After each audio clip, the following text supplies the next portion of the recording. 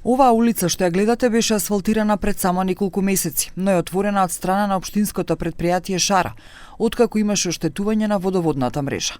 Вакви интервенции се случуваат често, каде што откако ќе се отвори асфалтот за да се работи под него, тој останува таков со месеци, а во некои случаи и со години, кога патот не е во централниот дел од градот. По ова прашање, градоначалникот на Тетово Билјал Касами бара од општинскиот инспекторат да реагира по добиените поплаки. Sigurisht që kanë obligim ligjor nëse ka kështu situata duhet denoncon edhe inspektorati duhet të veprojë. Општината исто така посочува дека во текот на 2024-та само едно лице било обвинето за нелегално приклучување, додавајќи дека и компаниите, како и физичките или правните лица, мора да го вратат патот во претходната состојба.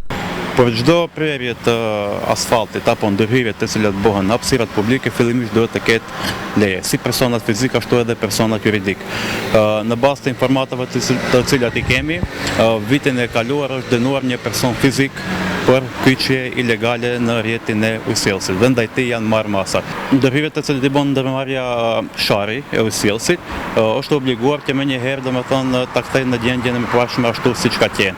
Ndërsa për lejet të cilat u jepen personave juridik apo fizik, edhe ata obligohen, domethënë të gjithë të cilët janë me leje, edhe ata obligohen ta kthejnë në gjendjen e mëparshme. Поголемиот дел од водоводната мрежа во Тетово е стара над 80 години и има многу дефекти.